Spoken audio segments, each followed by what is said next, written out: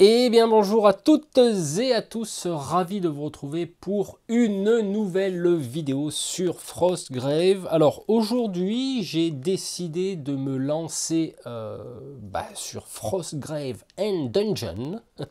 Voilà, j'avais une petite idée, une petite nostalgie de HeroQuest, de Warhammer Quest, etc. Donc il existe dans ce livre... Donc, Frostgrave Ténèbres Hostiles, il existe une extension donjon qu'on va voir tout de suite. Mais moi, j'avais vraiment envie de me lancer dans, on va dire, dans une création personnelle, voire communautaire. Si vous avez des idées, vous n'hésiterez pas à me contacter sur Facebook, sur ma page des figurines et des jeux, pour éventuellement participer, bien sûr, à cette élaboration. Donc, il existe l'exploration de donjons par Joseph McCulloch, donc l'auteur du jeu. À savoir que ça va être plutôt du donjon aléatoire. Donc, dans cette extension, page 47, on va y retrouver toutes les indications qui vont permettre de générer aléatoirement un donjon. Mais effectivement, je vais plutôt pencher vers, entre parenthèses, quelque chose de beaucoup plus simple, parce que là, il faudra être équipé de tuiles. Donc là, en l'occurrence, ici, c'est des tuiles du jeu Dungeons et Dragons. Donc là, c'était le standalone, comme on dit, Elemental Evil, donc le jeu où vous pourrez jouer de 1 à 5. Mais effectivement, je trouve que ça ne se prête pas forcément à l'idée que je me fais d'un donjon. Donc nous aurons des scénarios, nous aurons des cartes donjons qui vont générer aléatoirement des couloirs, des pièces, etc. Mais je me suis dit, bon, ça a déjà été créé. Dans cette extension, c'est plutôt tourné du donjon aléatoire, ce qui peut être pas mal, mais il faut être équipé. Et c'est vrai que ces tuiles-là ne s'y prêtent pas beaucoup, parce que c'est des imbrications de petits couloirs, de petites pièces. C'est pas trop... Voilà, par exemple ici, bon là c'est la pièce d'arrivée. Je me suis dit, bon...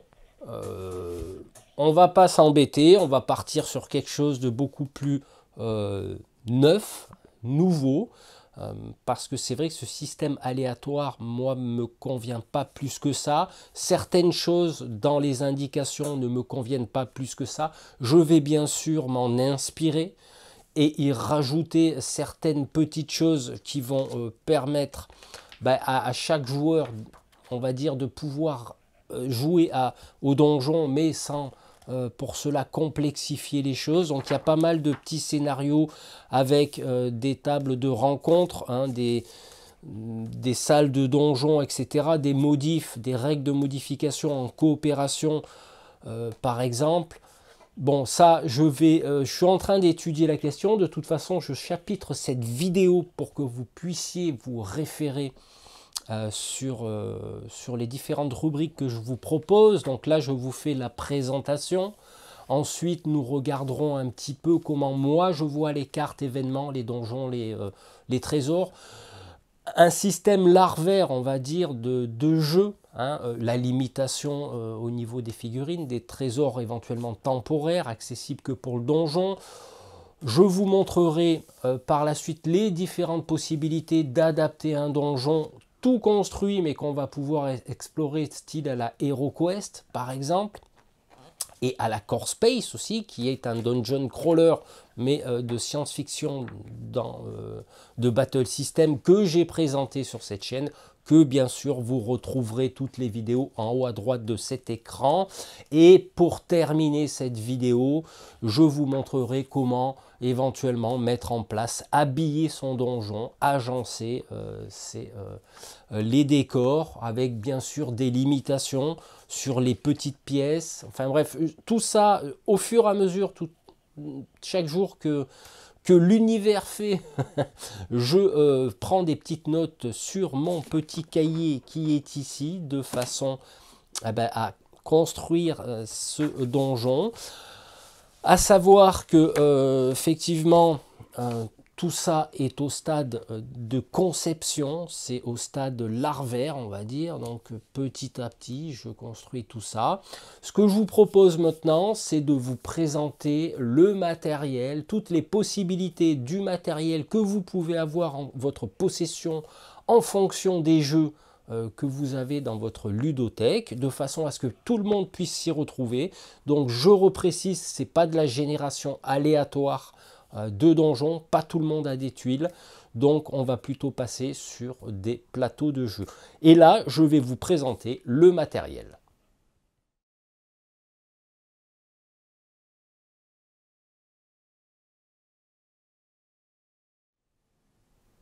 Alors, au niveau matériel, je suppose que vous n'êtes pas débutant. Pour ceux qui le sont, je vous souhaite bienvenue sur ma chaîne. Mais en l'occurrence, j'ai des vétérans de guerre qui me suivent.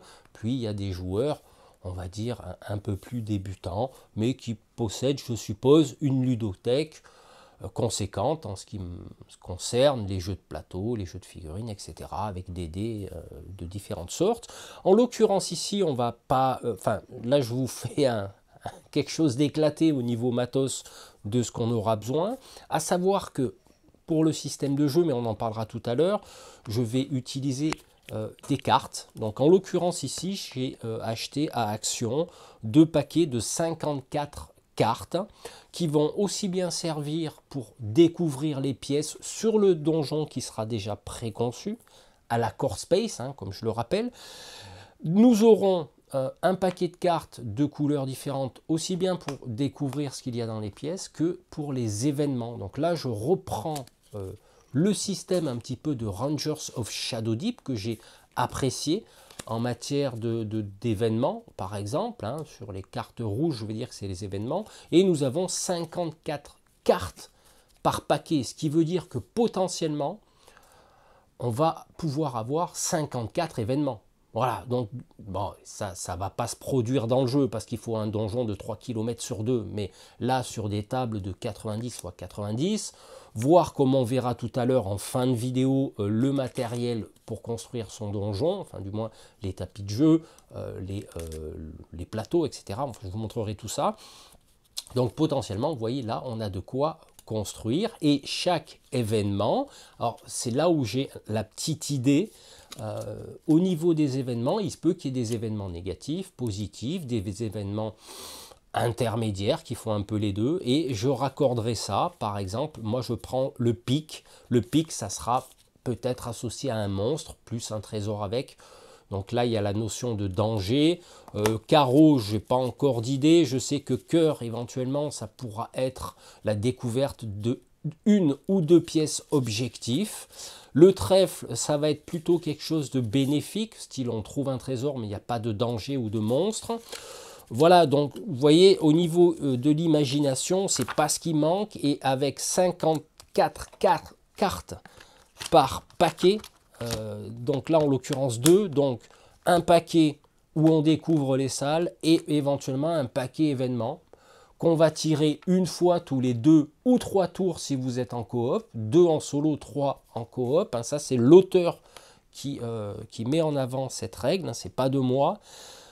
À savoir qu'effectivement vous pouvez avoir par exemple tous les personnages qui sont dans un couloir subissent un blizzard magique, donc ils font un jet d'armure et autrement ils se prennent des points de vie. Voilà, c'est un exemple d'événement qui peut se passer. En général, les événements, c'est pas terrible avec des zones de spawn de monstres ou des trucs comme ça, mais ça on verra dans le système de jeu. Comme je vous dis, là je vous présente mon idée.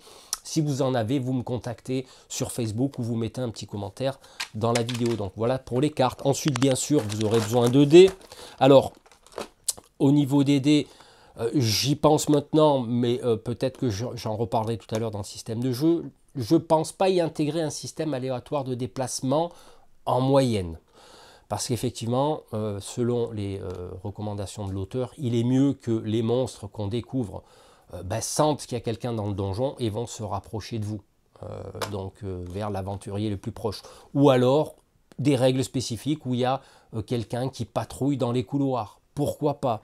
Mais en général, voilà. Donc c'est parce que je regarde mes dés de dispersion, c'est pour ça que j'y pense maintenant. Donc différents types de dés, on aura besoin de D6, de D10, etc. En fonction bien sûr de ce qui va se passer dans le donjon, mais c'est mieux, au-delà bien sûr des fameux D20 du système de jeu, d'avoir donc toute une pléthore de dés. Alors ensuite, moi je sais que j'ai ma petite box ici qui va permettre de rajouter les points de spawn, éventuellement, parce qu'il va y en avoir, hein, je pense. Ça sera à tester, donc avec quelques petits pions pour marquer, par exemple, une pièce qui a été fouillée, un piège qui a été détecté, peu importe. Voilà, donc du coup, ça on verra dans le système de jeu. Comme je vous dis, c'est en cours. Donc voilà, il va y avoir des zones de spawn, donc des pions numérotés, voire des dés, hein, pourquoi pas. Si vous n'avez pas de pions, vous mettez des dés aux quatre angles de votre donjon, par exemple, avec d'autres pions ici.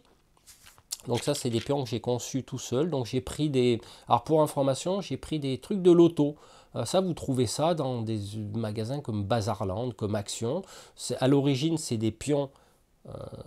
c'est des pions transparents de couleur. Et moi, je sais que dans un magasin de mariage, j'avais intégré, j'avais acheté des petits cœurs. Donc ça peut symboliser des points de vie. Vous voyez, donc voilà. Avec d'autres pions, voilà, pour d'activation, etc. Ensuite, moi j'ai retrouvé ça. Alors ça c'est vieux, c'est très très vieux. Alors je vais vous montrer la boîte. Alors attendez, parce que je ne sais pas si je l'ai mise quelque part. C'est une boîte que j'avais achetée pour Cthulhu. Oh non, je la trouve plus. Je la trouve plus, je sais plus où elle est. C'était toute une pléthore de cartes comme ça, avec des pièces. Mais bon, c'était des pièces des années 20, donc ça s'y prête pas forcément. Là, éventuellement, on peut découper des éboulis. Alors, les éboulis, je vous montrerai comment j'en ai fait tout à l'heure. Mais vous voyez, vous avez des cartons trésors. Enfin, ça, c'est tout des petits trucs en 2 dimensions qui peuvent aider quand on stipule qu'on rentre dans une pièce qui s'est effondré, par exemple. Qu'est-ce que j'ai comme matos? Parce que j'en ai des gars à vous présenter. Donc là, c'est du Battle System, donc Fantasy Village. Donc de mémoire, je crois que c'est Légion Distribution hein, qui me l'avait envoyé. Et effectivement, il y avait des maisons, il y avait des tas de choses comme ça. Donc là, j'ai classifié. Donc là, c'est des escaliers en carton, donc qui peuvent symboliser une entrée d'un donjon et une sortie, pourquoi pas, si vous faites ce qu'on appellerait du one-shot, une partie où vous devez découvrir un trésor ou combattre, je sais pas, le roi des ghouls dans une tombe, enfin peu importe, et bon, avec 2 pièces objectifs, trouver un trésor, combattre le ghoul et trouver la sortie, alors là, ça fait 3 pièces objectifs, pourquoi pas. Voilà, mais ça on verra tout à l'heure. Au niveau des plateaux de jeu, bon là c'est des barils de cartonnés non, j'en ai pas un de fait là, parce qu'il faut les coller. Bon. Alors, au niveau des éboulis, oui, je voulais vous remontrer. Voilà, ça c'est des chutes de... alors, je sais pas si on va bien le voir. Il faudrait que je mette quelque chose de neutre, parce que mon zoom a des petits soucis. Donc voilà, donc là c'est des éboulis que j'ai fait, que j'ai collé. Donc c'était des chutes de Battle System. Vous voyez, donc c'est voilà, c'est des éboulis avec des morceaux de planche, avec des trucs comme ça que j'ai collé à la glu. Donc ça va permettre justement de symboliser une pièce qui s'est effondrée. Voilà. Il m'en reste un petit peu ici. Ah ben non, celui-là il est fait aussi. Donc là j'en ai 3. Hein, voilà, ça peut symboliser un truc qui s'effondre dans un couloir. Donc là j'ai des petites chaises aussi. Ici, j'ai des petites chaises. Voilà. Toujours du Battle System. Il y a des tables. Voilà. J'ai des tables. J'ai pléthore. Voilà. Alors ça c'est super sympa. Attends, je vais vous le montrer plutôt avec mon système comme ça. Pour faire le focus. Donc ça, c'est des petites bibliothèques. J'ai trouvé ça super sympa, style de décor qui peut apparaître sur une carte d'exploration. Bon, parce que effectivement vous allez savoir ce qui va se passer dans le donjon, parce que forcément vous allez lire le scénario. Donc automatiquement, vous savez que par exemple, dans le placement, comme on verra tout à l'heure, vous n'allez peut-être pas placer de bibliothèque, parce que ça sera peut-être une pièce objective qui va permettre de découvrir un parchemin magique. C'est un exemple. Hein, voilà. Après, c'est la limite, c'est l'imagination. Alors bien sûr, des pions trésors. Hein, ça, c'est forcément, ça va avec le jeu. Et puis j'ai d'autres décors. Des lits. Alors ça peut être intéressant aussi. Vous voyez, des petits lits qui viennent de Battle System.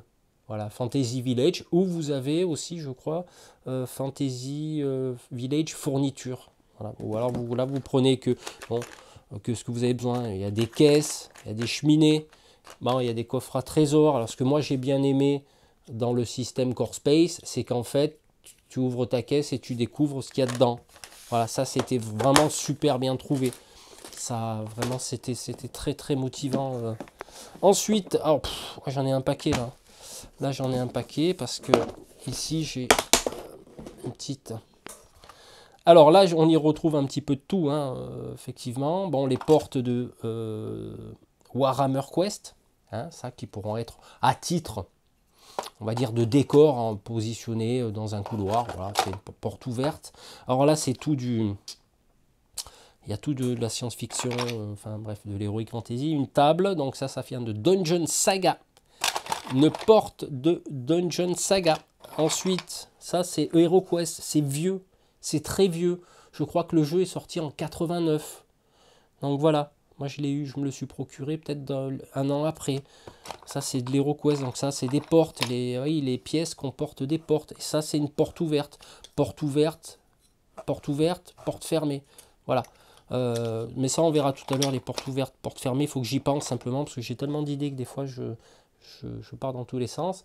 Donc simplement, je vous le dis maintenant, quand vous êtes dans une pièce, alors attendez, je vais vous trouver un exemple.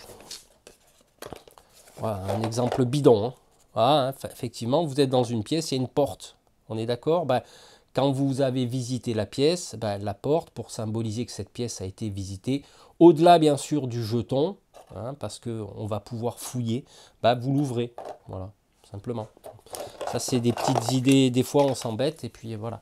Donc c'est pour ça que là, j'ai pléthore de trucs, là. Hein. J'ai vraiment...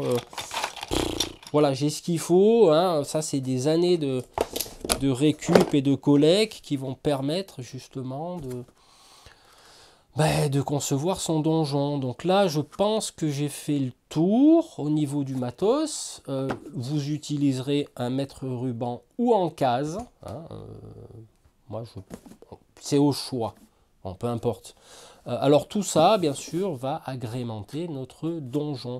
Alors ce que je vous propose maintenant, c'est de regarder tout ce qui est... vous parler un petit peu plus des cartes événements, monstres, et de la façon dont ça va se dérouler à ce niveau-là.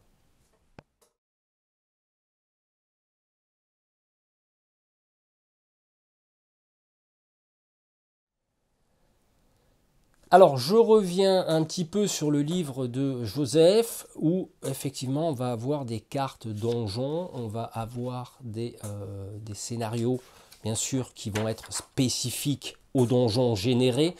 On va avoir des tables de rencontre de coffres forts et des coffres forts.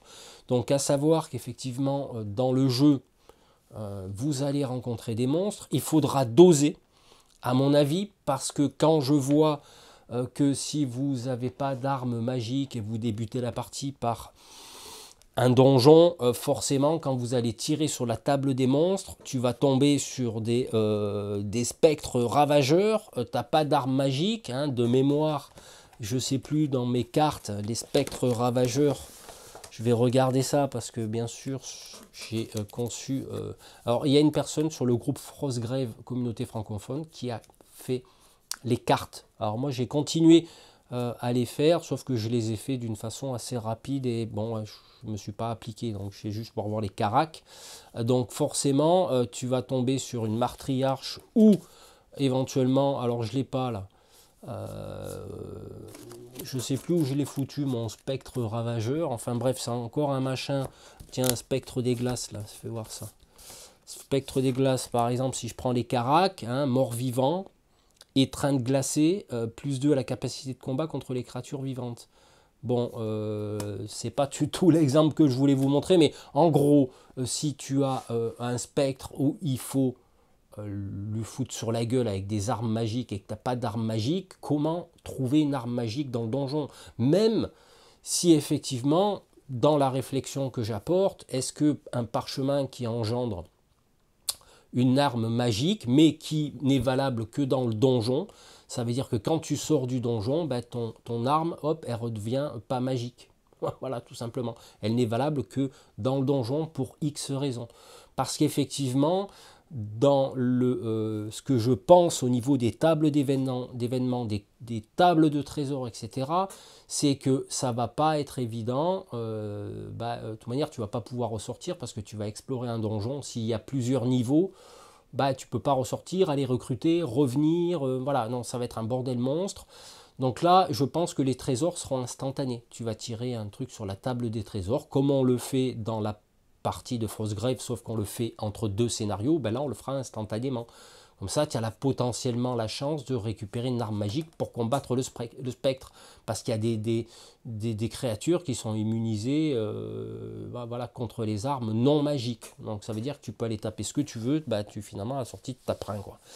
Donc c'est pour ça que tout ça apporte une réflexion au niveau des cartes, des monstres, de doser la table des rencontres, de thématiser effectivement, par exemple, moi j'ai dans l'idée de créer un donjon où, bien sûr, comme vous le savez, j'aime bien les morts vivants, mais là-dessus, la table des rencontres qui se fera sûrement avec un jet de D20, mais la table des trésors et éventuellement des salles, de l'exploration des salles se fera à base de cartes, comme je le disais. Et bien sûr, il faut le créer, tout ça, donc il faut que ça soit en cohérence. Je ne vous raconte pas le boulot que c'est, hein, pour que ça soit, équilibré. Donc déjà, j'ai les pistes principales et officielles de l'auteur, mais qui vont me permettre de construire un donjon où effectivement il y aura quand même des trucs assez costauds. Voilà, donc vous voyez, c'est un travail qui est énorme. Enfin, c'est même pas un travail pour moi, c'est une passion parce que ça fait appel à l'imagination. Mais vous voyez qu'au niveau des cartes, il va falloir travailler là-dessus, d'autant plus que je vais m'aider de ça. Alors pour ceux qui pourront télécharger les cartes sur le groupe Frostgrave, pourquoi pas à un moment donné aussi, c'est une possibilité, mélanger les cartes monstres. Voilà, en tirer une. Ok, ah tiens, je tombe sur un rôdeur des plans. Tu vois, attiré par la magie, dommage des attaques magiques réduites de moitié. Éthéré plus déplacé à travers un décor, capacité unique. Bon, là, quand c'est un monstre un peu spécifique comme ça, qui a santé, il a 25 en santé, bah là, tu vas pas t'amuser à tirer un D3 ou un D6 pour savoir combien tu as de monstres. Parce que là si tu en tires 6, là t'es mal. Hein. Au donjon, tu te barres et tu vas aller. Tu vas à la taverne et tu bois 1 litre de bière. Donc du coup, effectivement, vous voyez, donc c'est des possibilités. Voilà, on explore des pistes, on voit ce qu'on peut faire, on crée. C'est pour ça qu'effectivement, comme je vous dis, si vous avez des idées, vous n'hésitez pas à me le dire dans le commentaire ou me contacter sur Facebook. À savoir qu'au niveau du solo, parce que typiquement ça va pas être tourné baston, ça va être plutôt tourné solo et coop. Hein, ça, il faut se mettre déjà dans l'idée que ça va être comme ça. Pour le solo, hein, il est clair qu'au niveau des événements, ils vont intervenir en général tous les 3 tours en moyenne, d'après Joseph, hein, officiellement. Par contre, en solo, en coop, les cartes, donc événements, vont intervenir tous les 2 tours. Donc au niveau de ces cartes-là, il va y avoir bien sûr la thématique du scénario, hein, mort-vivant, tombeau, trésor, etc., etc. Donc ça va être associé au tableau du D20 qu'on va jeter pour savoir quelle créature on rencontre. Au-delà, bien sûr, de l'exploration des salles, parce qu'il va y avoir des salles forcément qui seront peut-être vides, des salles avec un trésor. Alors justement, le niveau du positionnement, où se trouve le trésor, ça sera indiqué dans la carte. Par exemple, en haut à droite de la pièce, ou au milieu, ou au fond contre le mur. Vous voyez, donc ça sera indiqué, donc c'est du travail. Donc effectivement, adapter le solo, adapter le coop, avec une limitation au niveau des figurines, mais ça on va voir au niveau du système de jeu, des trésors temporaires, des récup de points de vie, parce qu'on ne pourra pas ressortir, aller dans son repère, se soigner et revenir. Ça, s'il y a des donjons multiniveaux, en général, moi je me dis max, quand je vais créer quelques scénarios, je ferai une descente à 3 niveaux, parce qu'après ça devient trop... voilà, hein, on va dire ça comme ça. Voilà, alors ce que je vous propose maintenant qu'on regarde ensemble, c'est le système de jeu, voilà, qui est en vrac. Je vais vous expliquer un petit peu ce que je suis en train d'élaborer.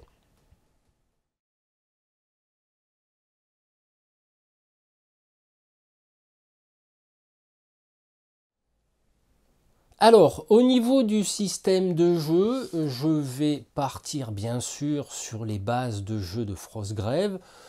Sauf qu'on m'a posé la question sur Facebook, parce que vous verrez tout à l'heure, j'ai commandé un big book, The Dungeon Book of Battle Map. Donc j'ai trouvé ça super sympa.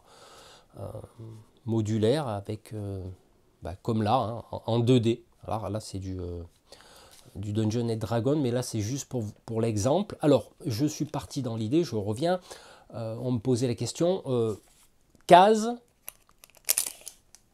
ou mesure. Alors ça c'est au choix, c'est pas un problème, sauf que quand on joue dans un donjon comme ça, c'est vrai que bon, ouais, pourquoi pas. Moi je suis plus partant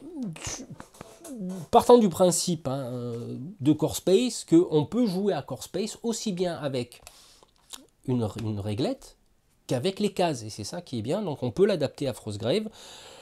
Un mouvement de déplacement égale une case. Voilà, donc si mon elfe noir là par exemple, il a 4 en mouvement, il fait 1, 2, 3, 4. Voilà, hein, ou il peut faire 1, 2, 3, 4. Voilà, on peut se déplacer en diagonale aussi. Donc là, il n'y aura pas d'histoire de limitation de diagonale. À savoir que les portes seront positionnées comme le scénario le stipulera, c'est-à-dire qu'il y aura 4 possibilités de mémoire, je l'ai noté, mais c'est sur l'ordinateur. Soit c'est une porte verrouillée, soit c'est une porte ouverte, soit il n'y a pas de porte. Alors attendez, parce que je vais regarder là, parce que sur mon ordinateur, parce que je l'ai noté tout à l'heure, ça j'ai trouvé que c'était bien sympa. Donc oui, donc 4 choix, donc une porte ouverte ou verrouillée, mais ça va être stipulé dans le scénario.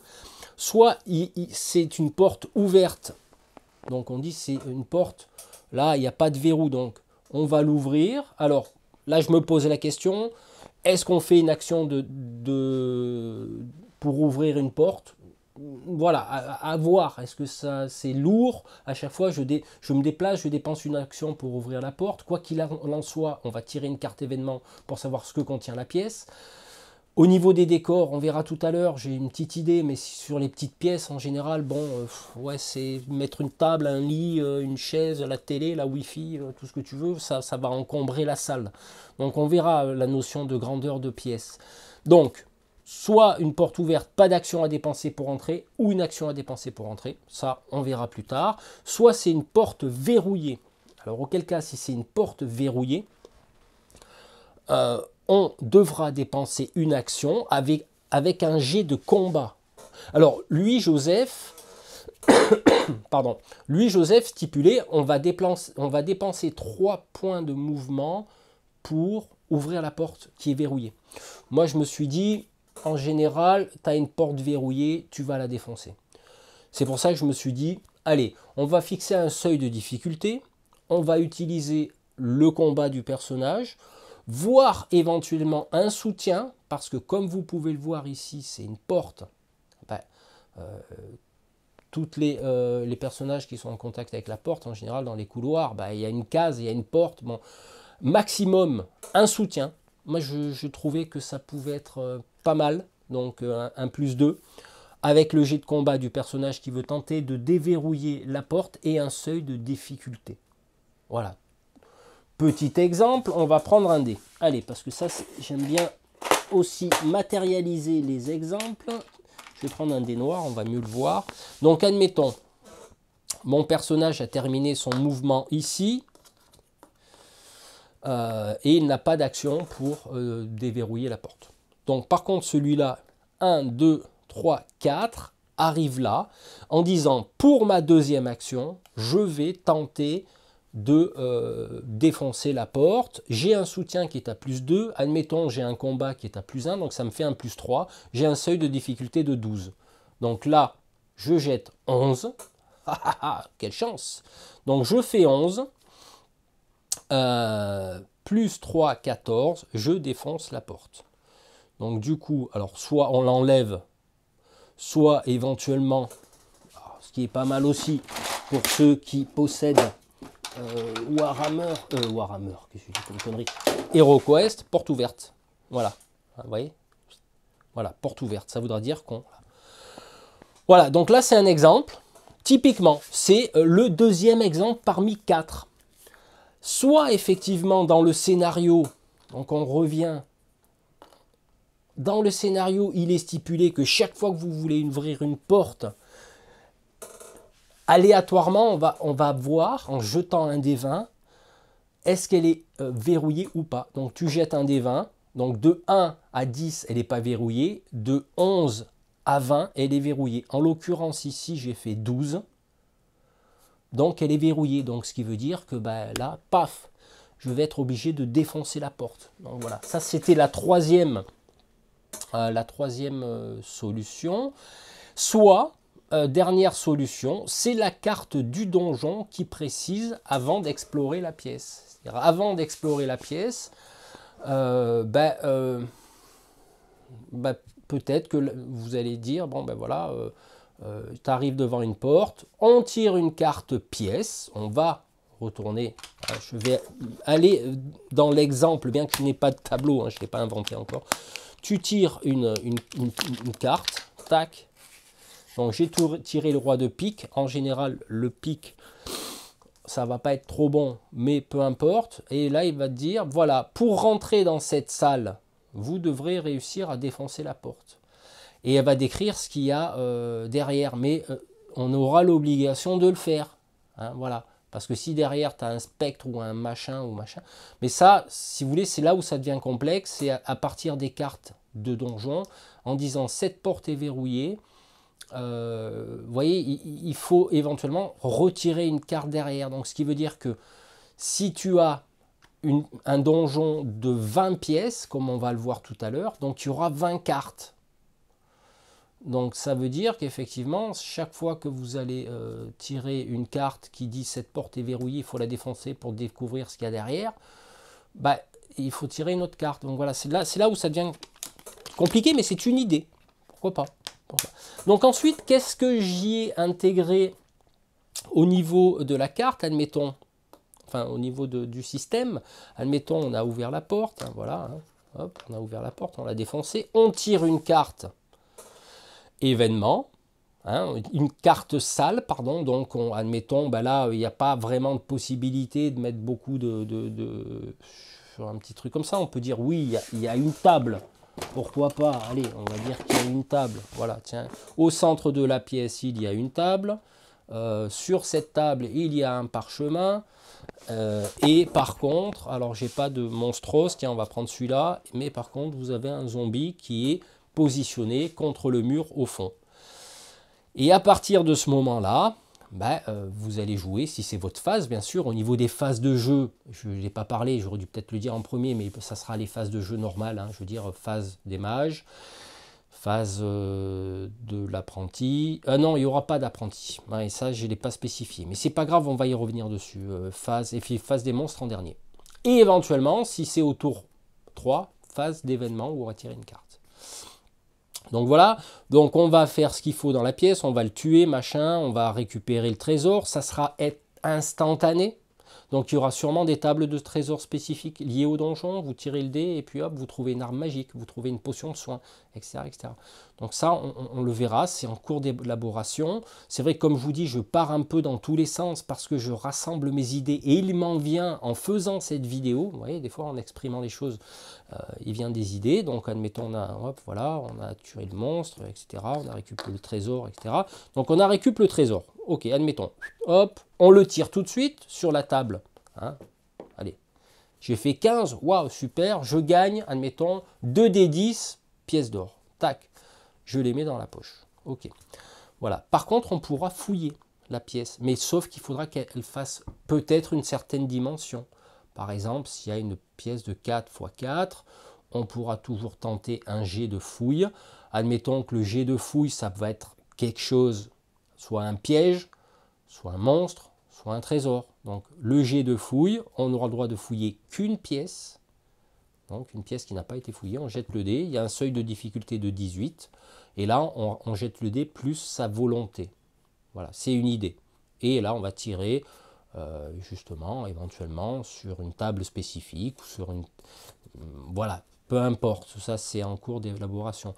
Donc là, je rembobine, je reviens en arrière par le début. Hein, je suis désolé. Pardon. J'aurais dû préciser qu'au début du donjon, il va y avoir des limitations. Et ça, c'est important. Alors, pourquoi des limitations? Tout simplement parce qu'on ne peut pas se pointer dans un donjon avec une bande de 10 figurines. C'est injouable après. C'est un donjon, c'est pas fait pour faire de la bataille rangée. Donc, selon mon concept. Donc, forcément, il y a une limitation qui est déjà... Alors, elle n'est pas posée hein, là-dedans. Je n'ai pas regardé, du moins j'ai regardé que la section donjon, parce que je n'ai pas tout lu hein, de Frostgrave, hein, attention. Mais je pense qu'une limitation en matière ou de figurines ou de points peut être vraiment... il faut s'amuser, quoi. Il ne faut pas que ça devienne le bordel. Donc là, moi, j'estime que en solo, un max de 4 figurines, le mage, l'apprenti, on l'enlève. Il est en RTT, il se repose, hein, il est allé voilà, en club. Voilà. Hein, voilà. Donc, le mage, éventuellement un spécialiste, et pas plus, quoi. Après, derrière, tu prends pas 2 spécialistes. Tu prends un spécialiste, éventuellement, pourquoi pas limiter un point. Ouais. On va limiter, alors c'est vrai qu'un templier ça bastonne pas mal, mais après ça va être au niveau du truc, du niveau de danger du donjon. Et après prendre 2 hommes standards, un voleur et puis un homme d'armes simple, quoi, de base, qui coûte 0. Donc ton mage, un spécialiste et 2 hommes d'armes. Voilà, cash. À savoir que le voleur, oui, ça c'est important, le voleur il coûte 0.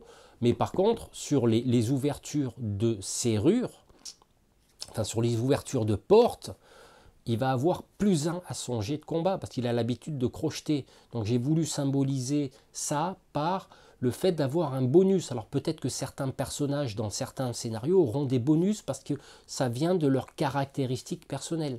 Donc le voleur, lui, crochette, il a l'habitude. Donc forcément, s'il vient crocheter une porte, admettons mon voleur, il est là, il vient, tac, il a un soutien +2, il a, admettons, je ne me rappelle plus les caracs du voleur, combat, il a peut-être +1, j'en sais rien, mais il a un bonus de +1, donc ça fait un +4. Si tu as un seuil de difficulté de 12, là je viens de faire 10, bah ça te fait 14, tu ouvres la porte, tout simplement. Vous voyez, donc c'est un peu spécifier, se rapprocher du jeu de rôle avec les caractéristiques des différents personnages.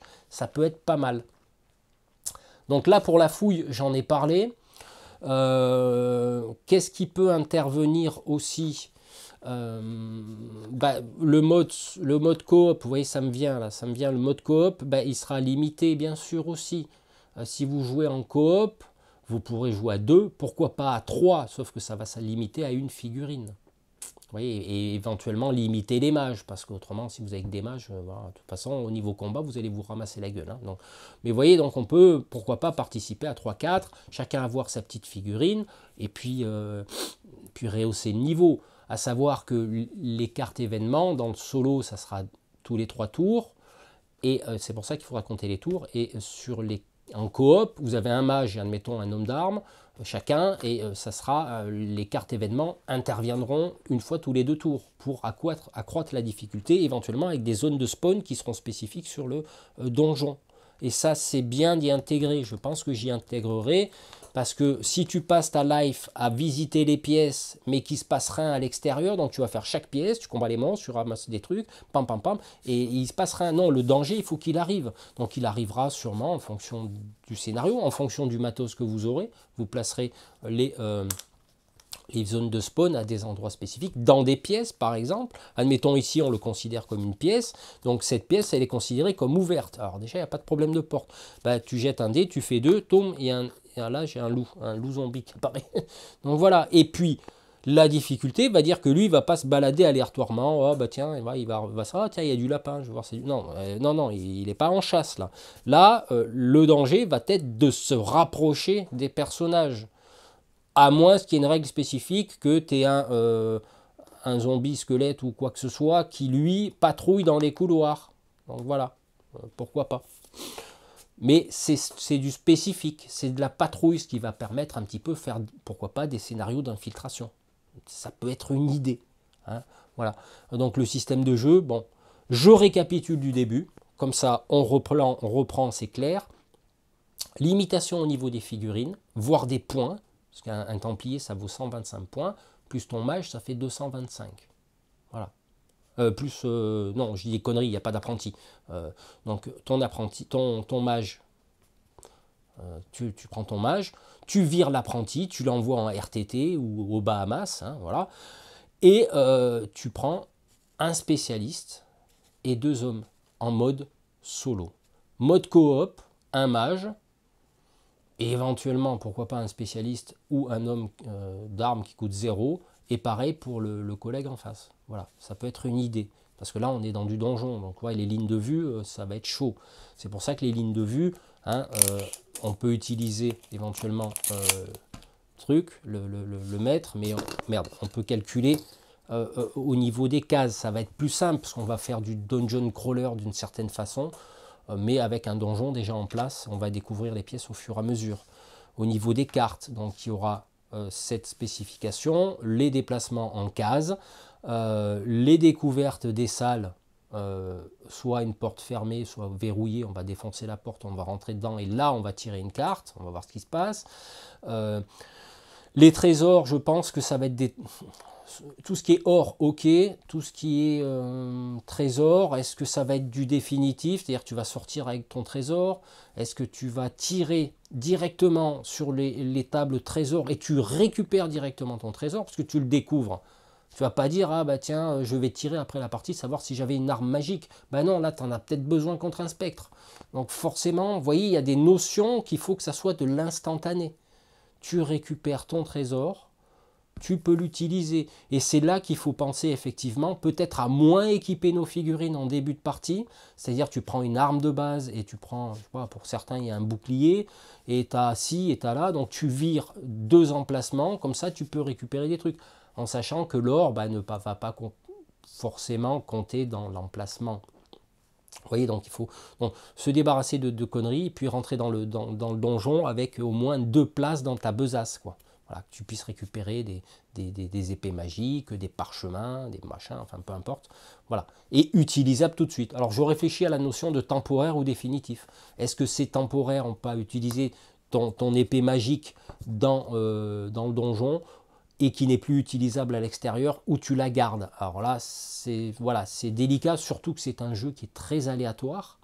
Il y a beaucoup d'aléatoires, donc forcément, on va jouer avec cet aléatoire. On est obligé, c'est pas, voilà quoi, c'est le système qui est comme ça. Donc voilà, des zones d'apparition de spawn, un donjon déjà construit, avec éventuellement placé des petits décors à l'avance, comme dans Core Space par exemple. Des limitations au niveau des salles, une petite pièce, tu vas pas y foutre une bibliothèque, un lit, tu vas pas mettre la PlayStation et tout, quoi. Non, il faut une petite pièce, tu pourras la fouiller. Alors est-ce qu'on aura le droit de fouiller les petites pièces? C'est une question. Aussi, pourquoi pas. Est-ce qu'il y aura des passages secrets? Pardon, c'est possible, qui va permettre de passer une pièce à l'autre. Mais là, ça sera spécifique dans la carte d'événement de la pièce. Est-ce qu'elle est fouillable ou pas? Cette pièce peut être fouillée avec un seuil de difficulté de temps. Voilà, un jet de volonté. Hein, et Voilà, et vous voyez, donc il y a du boulot quand même, hein, on dirait pas comme ça. Bon, je pars sur de bonnes bases hein, avec le jeu Frostgrave, mais quand on veut commencer à explorer des donjons, bah, ça change quand même un petit peu le système de jeu, et il faut l'adapter. C'est là où c'est intéressant, parce que moi, ça me plaît. Voilà. Donc, écoutez, moi, je pense que j'ai fait le tour au niveau du système de jeu. Je pense que n'avoir rien oublié, de toute façon, vous avez vu, hein, les idées me viennent au fur et à mesure, mais ça peut être tout à fait jouable. Alors, pour information, d'autant plus ce qui m'a donné envie, alors c'est là la espèce de hasard, coïncidence, hein, c'est qu'en fait, il y a HeroQuest, ils ressortent. Ils ressortent HeroQuest, là, je crois que c'est en février, en français. Bon, alors du coup, moi j'avais la nostalgie un petit peu des jeux de plateau comme ça, puis hop, je m'aperçois, tiens, HeroQuest il sort, mais moi je pense que je vais rester sur du Frostgrave, parce que si c'est pour jouer à HeroQuest comme j'ai joué il y a plus de 20 ans, et sans solo, sans changement radical de règles, ouais, pourquoi pas, c'est du collector, en plus ça dépasse les 100 et quelques euros, quoi. Hein. Mais la société espagnole qui avait voulu sortir HeroQuest 25e anniversaire, bon, bien sûr, il y avait des droits d'auteur, donc ils ont forcément perdu, mais ils vont sortir leur jeu qui s'appelle TheQuest. Donc ils ont changé le nom, mais alors là, voilà, et les figurines et tout, ouais, peut-être plus intéressé par celui-là. Mais bon, j'ai Frostgrave, hein, donc voilà. Mais écoutez, je vous propose maintenant de passer aux différents plateaux de jeu que vous pourrez utiliser pour Frostgrave and Dungeon.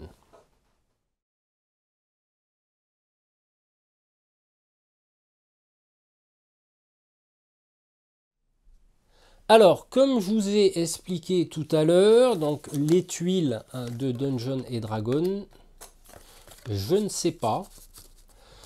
Si vous avez le jeu, essayez, mais c'est vrai que c'est quasiment que des petites pièces. Ça va peut-être pas forcément coller.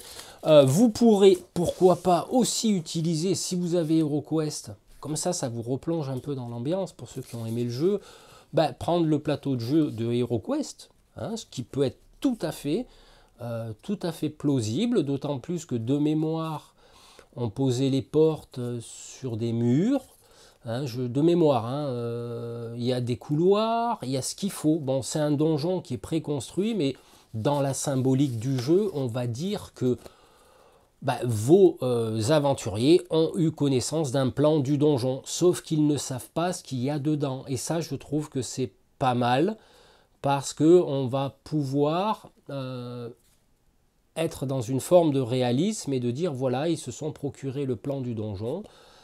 Ils ne savent pas ce que contiennent les pièces, mais ils savent approximativement comment c'est foutu.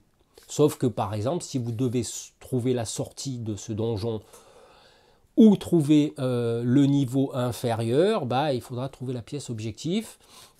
Et dont j'ai oublié tout à l'heure de parler au niveau des cartes, mais ça fait partie du système de jeu. C'est, admettons, si vous avez bien 20 pièces, vous mettez les pièces objectifs dans les 8 dernières cartes que vous mélangez.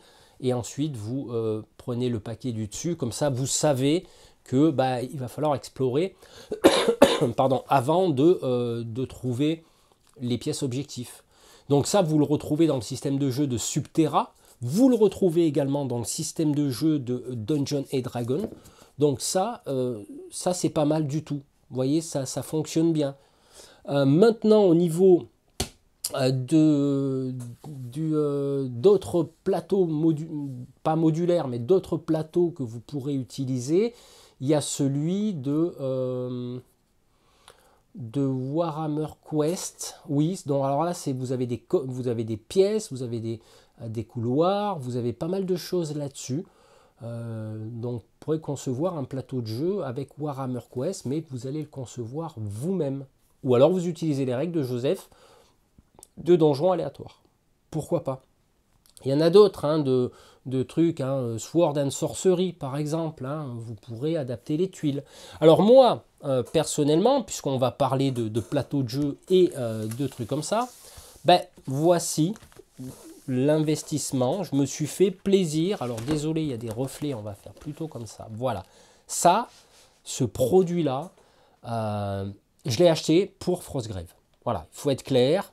Je l'ai acheté pour Frostgrave, j'ai acheté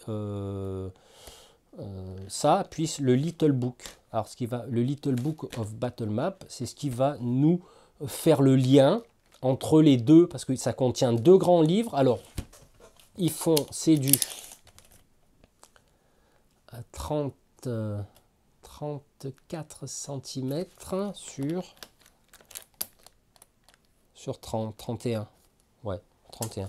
Donc, qui potentiellement peut nous faire des donjons de 60 x 60. Hein, ça. Donc, ça sera des parties rapides. Et c'est ça qui va me plaire, c'est que si j'arrive à bien équilibrer le jeu, ce qui est quand même un challenge, parce que quand vous avez un système très aléatoire de D20, l'équilibrage, vas-y quoi, accroche-toi. Donc c'est pour ça qu'il faut tester, est-ce que les monstres, parce qu'il faut prendre en compte le niveau des mages, etc. etc. Donc forcément, dans un donjon comme ça, bah, ça ne va pas être évident. Donc là, je me disperse encore, mais c'est parce que ça me vient. Donc, The Dungeon Book of Battle Map. Donc on va regarder ensemble. Alors pour cela, je ne sais pas comment je vais me débrouiller. Je vais essayer de surélever beaucoup plus la caméra parce que on va pas voir le système. Mais en gros, c'est deux livres ensemble qui se collent. Et vous allez y retrouver, voilà, tout simplement. Et ça, c'est parfait. Voilà. Tu descends l'escalier, tu arrives dans le donjon. Allez, vite fait comme ça. Puis après, oh, j'ai fait bouger la caméra, désolé. Voilà, je la stabilise. Donc, ces deux livres. Alors, ce produit, bien sûr, est connu. Il a été présenté sur différentes chaînes YouTube, etc. etc. Donc, il y a deux volumes. Voilà. Je vous le présente vite fait. De toute façon, après, je vous fais la présentation du donjon pour terminer. Hein. Donc, vous voyez. Donc, nous avons, alors, reflet, attention, le donjon volume 2 et le donjon volume 1. Voilà, mais ça, vous le connaissez, je pense. Vous avez dû le voir. Donc, et dedans, vous avez plein de trucs. Alors c'est super, hein, vraiment les détails sont géniaux. Bon, donc là, vous voyez, là c'est une grande pièce, là. Par là, la salle du trône. Donc voilà, c'est pas mal du tout. Et ça, vous allez venir les coller avec le deuxième bouquin qui est là. Mais je vais vous faire un gros plan pour vous expliquer le fonctionnement. Et comme je disais, ben là tu viens coller ça là-dedans. Voilà, admettons ici. Ah. Hop, ça c'est l'entrée du donjon. Voilà, t'as pas besoin de t'emmerder à acheter un escalier. Vous voyez? Tac, tu rentres dans le donjon. Désolé pour le reflet, mais c'est ma lampe. Tac, tac, tac, tac, tac. Et admettons ici, tu vois là, là il y a un espace. Et ben cet espace-là, tu vas y foutre une porte. Voilà. Fermée, ouverte, on s'en fout. Donc voilà, là tu rentres dans le donjon. Et puis bon, bah c'est pas très spécifique. Hein, voilà, plus là, tiens, on va dire. Hop, vous voyez, ça concorde en plus, c'est ça qui est bien. Tu rentres, il y a un peu d'eau, est-ce qu'il y aura des limitations en matière de mouvement? Ça va être en fonction de ce que vous allez avoir. Alors, ce que je vous propose de faire, c'est en fonction du matos que vous allez avoir. Donc, moi, j'ai investi là-dedans. On va regarder ce que ça donne vraiment en grandeur nature, enfin réelle. Voilà, on se retrouve avec les livres dépliés. Donc là, je choisis, il y en a plein, il y en a plein derrière, il y en a, voilà, ça vous pourrez, c'est ça qui est super avec ce produit, qui je le rappelle s'appelle The Dungeon Book of Battle Map. Moi, je l'ai acheté sur Amazon parce que dans certaines boutiques, il était en rupture de stock et je voulais avancer sur ce projet. C'est pour ça que dans mon annonce sur Facebook, j'avais mis que j'attendais certains éléments. Voilà, les éléments sont arrivés, donc je peux bosser sur cette extension qui me tarde on va dire, d'exploiter. Voilà, donc alors, pour info, le donjon fait 61 sur 63. Bon, on peut le voir ici, nous avons les reliures au milieu. Bon, c'est pas très gênant parce qu'en général c'est des murs ou des couloirs, hein, c'est bien foutu quand même. Il peut y avoir des passages secrets hein, d'un truc à l'autre, auquel cas bah, on s'arrange. Le Little Book of Battle Map qui symbolise l'entrée du donjon. On verra tout à l'heure, je ferai une mise en place pas à pas d'un donjon, hein, notamment au niveau des décors. Les pièces objectifs, bah, il va contenir d'autres décors comme des bibliothèques, des tombeaux, peu importe, ça on le découvrira au fur et à mesure. Donc il me tardait de tester, on va dire, ce produit. Effectivement, ben, vous voyez, il y a des cases, il y a des couloirs, donc il y a des lignes de vue. Effectivement, ben, une figurine qui est dans un angle ici, ben, personnellement, au niveau de la ligne de vue, ben, j'utiliserai mon laser, voir si on la voit. Mais bon, si on est ici, on va sûrement voir partiellement la figurine, donc ce qui va nous permettre d'avoir des couverts, etc. Plus les petits décors qu'on va mettre dans les couloirs, dans les chambres, etc. Donc ça va nous permettre voilà, d'élaborer son donjon comme on le désire, parce que je laisse toujours, et comme Joseph McCulloch le fait très bien, l'opportunité aux joueurs d'avoir leur imagination, de développer leurs idées de façon à ne pas rester dans un espèce de dogme cloisonné. Moi j'aime bien ces auteurs-là qui nous laissent libre arbitre sur la conception de nos scénarios et de nos décors. Donc voilà un petit peu ce produit-là. Donc forcément vous aurez de l'HeroQuest, vous aurez du Warhammer Quest. Vous avez dans le livre, je vous le rappelle, la possibilité de générer des donjons aléatoires. Donc je ne travaille pas dessus parce que ce n'est pas le but. Et puis ça a été écrit, donc c'est à vous de voir. Donc voilà, alors c'est super sympa parce que vous avez différentes compositions de décors. Vous voyez, qui sont thématisés en fonction des pages, 19, 20, 17, 18, voilà, des fois ça se suit. Là aussi, pareil, ça permet voilà, de changer un petit peu votre donjon. Hein. Maintenant, au niveau des pièces, là, elles sont un petit peu plus grandes, comme on peut le voir alors, j'en ai parlé tout à l'heure, mais voilà, par exemple, dans ce type de donjon-là, on a des petites pièces de 3 sur 3. Est-ce qu'on va charger en décor là-dedans? Pas forcément. Donc après, il y aura une histoire de fouille, peut-être en fonction de la grandeur des pièces. Là, elles sont un peu plus grandes par contre. Il n'y a qu'une porte d'entrée. Donc forcément derrière, ici, en fonction des fouilles, on peut trouver une porte secrète pour passer dans la pièce d'après. Mais avant de passer dans la pièce d'après, il faudra tirer une carte, voir ce qu'elle contient. Donc là, elle est beaucoup plus grande. Donc là, au niveau choix de décor, vous mettrez ce que vous voulez. Tac, tac, tac. Toujours cette entrée ici. Voilà, par exemple, hein, on considérera là que c'est un mur et là, il y a une porte. Voilà, c'est pour ça que j'ai vraiment apprécié ce produit. Vous voyez, là, ça peut être une grande salle finale, salle du trône, où vous allez combattre le roi des ghouls, hein, parce que je pense que ça va. Mon scénario est bien là-dessus. Donc là, vous voyez, il y a même de mémoire, il me semble, que voilà, on peut démarrer un scénario sur l'entrée du donjon. Voilà. Là, c'est l'entrée, donc vous allez positionner une porte qu'il faudra défoncer ou pas. Il y aura peut-être quelques figurines. Vous pourrez placer des arbres, pourquoi pas, des rochers. Et là, bon, là, c'est un mur. Et puis, vous arrivez par là et puis vous vous déplacez. Et c'est ça qui est bien, c'est qu'on pourra éventuellement partir de l'extérieur et puis élaborer tout un système. Bon, vous voyez, vous avez des temples. Vous avez, là, il y a un escalier. Là, il y a une sortie, par exemple. Ça peut symboliser aussi l'entrée. Pourquoi pas? En combinant avec pas mal de choses, donc ça là vous n'aurez plus besoin de ça, vous rentrez ici. Donc là je vous montre au fur et à mesure un petit peu les possibilités, bien que ce produit ait déjà été montré sur différentes chaînes YouTube, que je remercie parce que ça m'a donné l'idée justement d'acheter ce produit. Typiquement, vous voyez, donc on a plusieurs possibilités de conception de donjon avec une énorme grande salle, d'autres salles ici de différentes couleurs. Vous voyez, là c'est plutôt une thématique de prison, d'après ce que je vois, parce qu'on a des barreaux ici. Là, vous voyez, tout concorde. C'est ça qui est bien, c'est que en fonction de la partie que vous voulez faire, voilà, ça va être plutôt des ruines ici, des cavernes, pourquoi pas. Vous voyez, donc c'est ça qui est bien. Vous pourrez aller explorer, admettons, des cavernes au dernier niveau pour trouver un tombeau dans une des pièces. Alors là, il n'y aura pas forcément de porte, pourquoi pas aussi. Donc caverne avec des pièces ici. Donc il y a pas mal de trucs. Voilà, un extérieur, une entrée. Qu'est-ce qu'on a encore? Bon, c'est vrai que ça s'assemble bien. Et c'est ça qui est super avec des thèmes, des schémas de couleurs super sympas. Notamment, voilà, une espèce de serpentin ici, des pylônes. Rien ne vous empêche de placer des décors. Là, on a les égouts, par exemple. On peut descendre dans les égouts.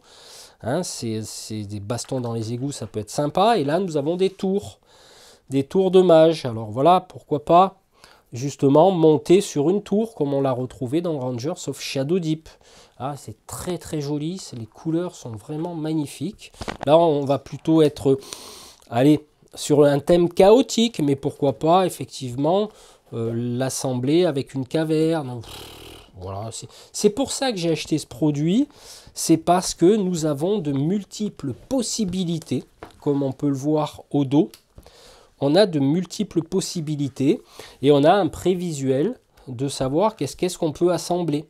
Tiens, ça irait bien avec ça. Donc vous feuilletez au niveau des pages et voilà. Alors ce que je vais faire, je vais remettre mon donjon. Alors je ne sais plus où il est. C'était lequel? Je ne sais pas si c'était pas ça. De façon à ce qu'on puisse maintenant... que je puisse maintenant vous montrer, donc c'est page 22, c'est bien, c'est noté les pages, ouais, que je puisse vous expliquer 21, 22, 23, 24, voilà, c'était ça. Voilà, c'est ça sur un thème de prison. Je vais bien réaligner le truc, voilà, comme ça on peut voir, donc on va rentrer par là. On va mettre la petite porte. Et ce que je vous propose de faire maintenant, c'est vous montrer un exemple de conception de donjon, préconçu, avec des décors de base. Et puis, voilà, vous raconter un petit peu l'histoire et comment élaborer, habiller son donjon.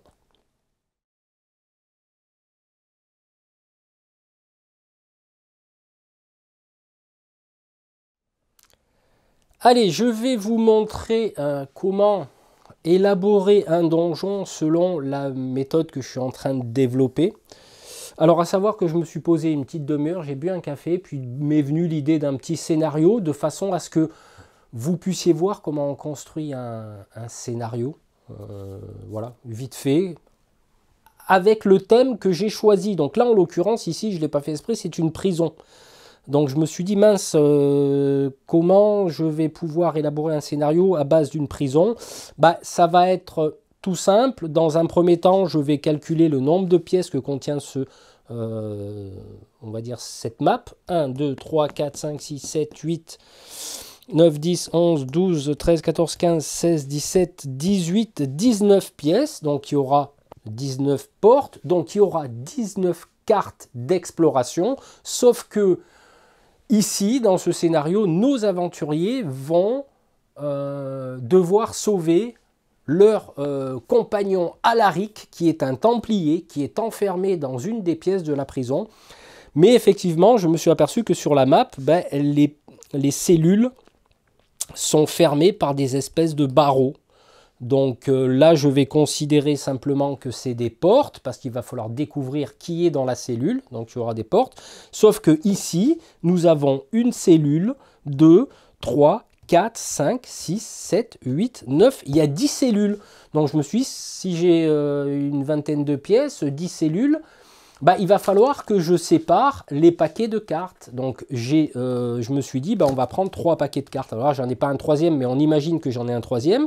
Ce troisième servira à explorer les pièces. Donc je calculerai le nombre de pièces qui ne sont pas des cellules pour pouvoir explorer. Et je séparerai un autre paquet qui sera les cellules. Donc il y a 9 cellules, non 10, j'en ai dit. Donc 1, 2, 3, 4, 5, 6, 7, 8, 9, 10.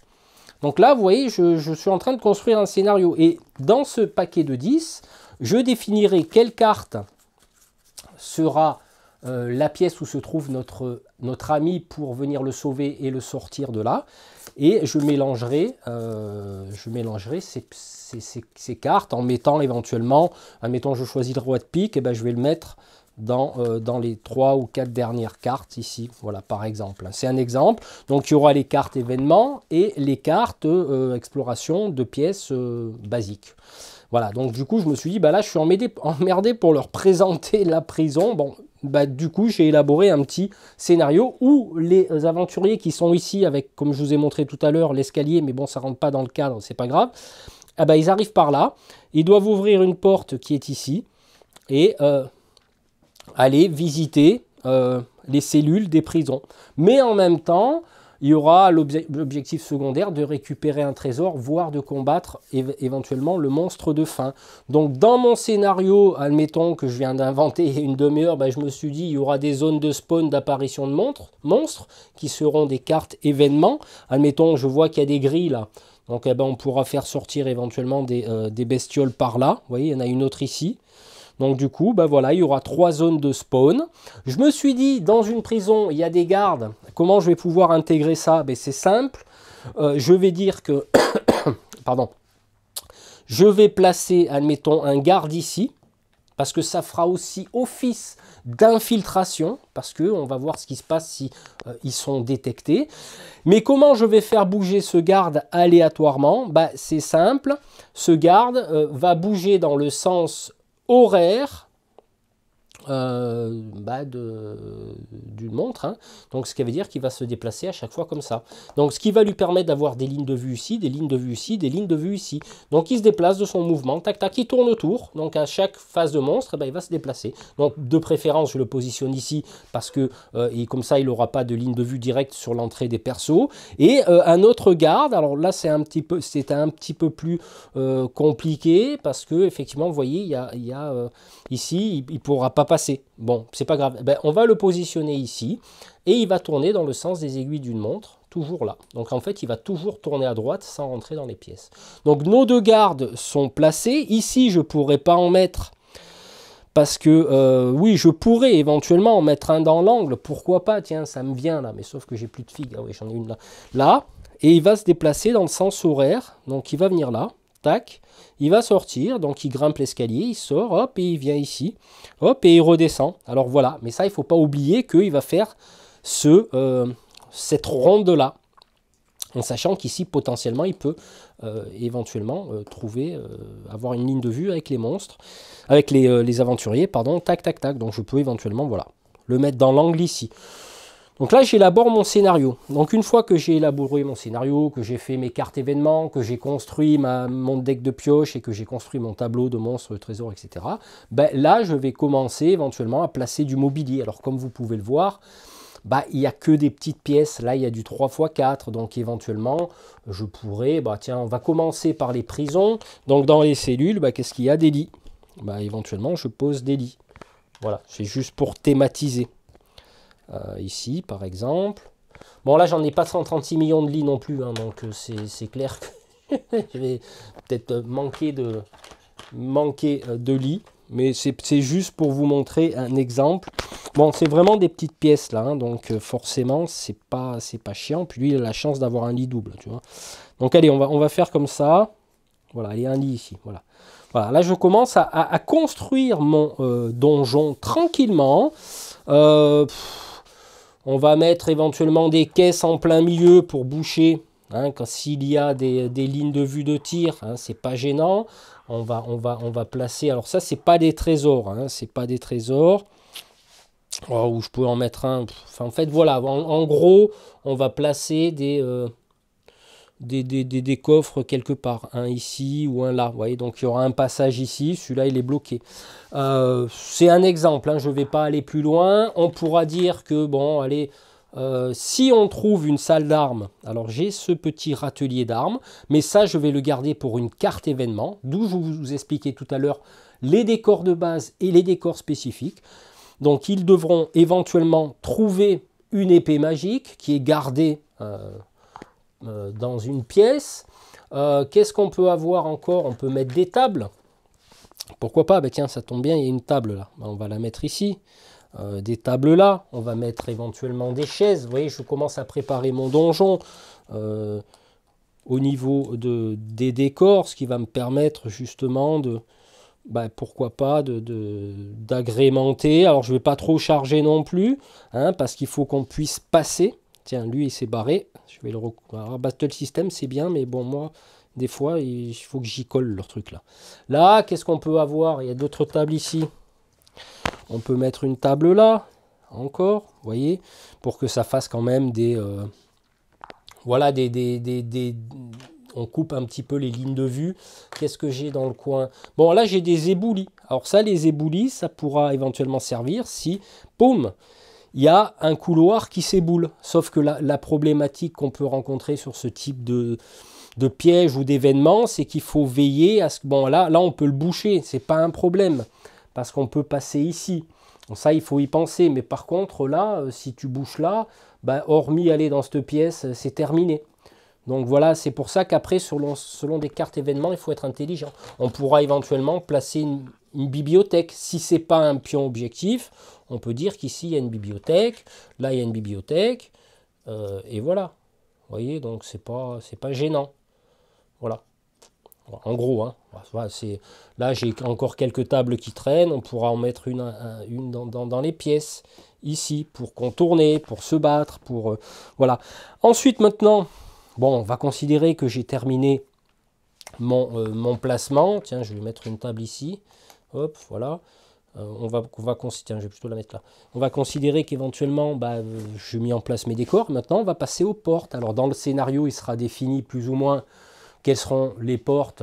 Est-ce que ce sera, comme on a vu tout à l'heure, les 4 façons. Soit c'est toutes les portes sont ouvertes, éventuellement, en l'occurrence ici, sauf les cellules, hein, voilà, ça peut imager ce que je vous ai expliqué tout à l'heure. Donc toutes les portes des autres pièces sont ouvertes, sauf les cellules.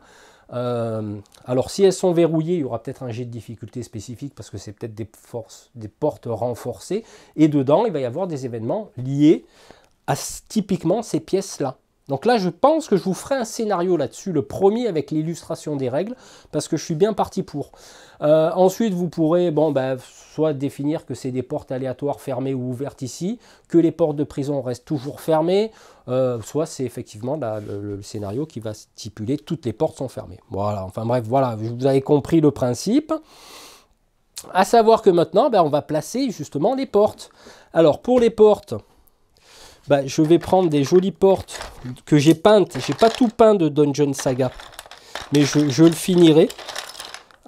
Donc, admettons, voilà, le scénario stipule que la porte... les portes ici sont fermées. Alors, j'ai pas des grandes portes, on va les illustrer comme ça. On va illustrer que les portes ici, des cellules, sont fermées. Voilà. Vous voyez, les portes d'HeroQuest, c'est très bien. Parce que ça symbolise une porte blindée. Je ne sais pas si on le voit bien. Voilà, focus, ok. Donc ça, c'est une porte blindée. Donc porte blindée égale prison. Voilà. Je ne sais plus trop où elles sont, parce que là, j'ai un mélange de portes, là, les amis, je ne vous raconte pas. Donc là, par contre, effectivement, ça demande beaucoup de portes. À moins que, admettons, il y ait des portes ouvertes. Donc du coup, s'il y a des portes qui sont stipulées ouvertes, comme la porte de la bibliothèque, on va mettre, hop, une porte ouverte de HeroQuest, celle-là, en l'occurrence. Donc ça symbolise qu'elle est ouverte. Voilà, les bibliothèques sont ouvertes. Ici, c'est ouvert. Voilà, est-ce que j'oublie des portes encore? Parce que là, il en faut un paxon de portes, hein, les amis. Là. Il en faut un paxon. Donc là, j'ai mis. Là, il y a une porte blindée ici. Une porte là. Une porte là. Je crois que je vais manquer de portes. Il va falloir que je peigne des portes. Bon, vous avez compris le principe. Hein. Donc du coup, on habille notre donjon au niveau des portes. À savoir que vous pourrez toujours avoir des passages secrets. Donc je suis en train d'essayer de voir au niveau des règles. La porte de la cuisine est ouverte. Donc je suis en train de voir au niveau des règles, savoir comment définir les pièges et comment définir les passages secrets. Donc vous rentrez dans un exemple, hein, ça me vient là.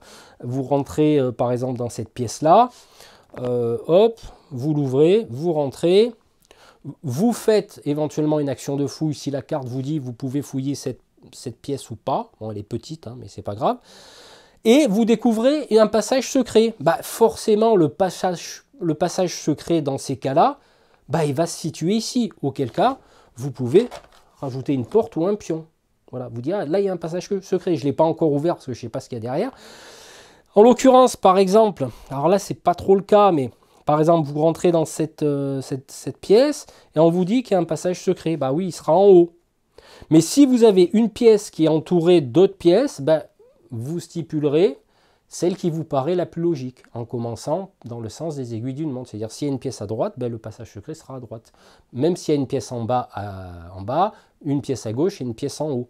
Donc voilà, j'essaie d'élaborer des règles là-dessus, des règles d'éboulement éventuellement, des règles d'événements qui vont permettre justement de foutre un peu la pression au perso, à savoir que dans ce scénario-là, ils vont essayer de s'infiltrer, parce que si, à tout hasard, pendant leur tour, le garde, il arrive ici, il a une ligne de vue, malgré qu'il y ait cet obstacle, hein, parce que c'est une caisse, hein, donc on voit au-dessus, dans ce cas-là, il donne l'alarme. Et quand il va donner l'alarme, tous les gardiens, c'est-à-dire tous les gardes, au lieu de tourner dans le sens des aiguilles du monde, vont se diriger directement vers le personnage le plus proche.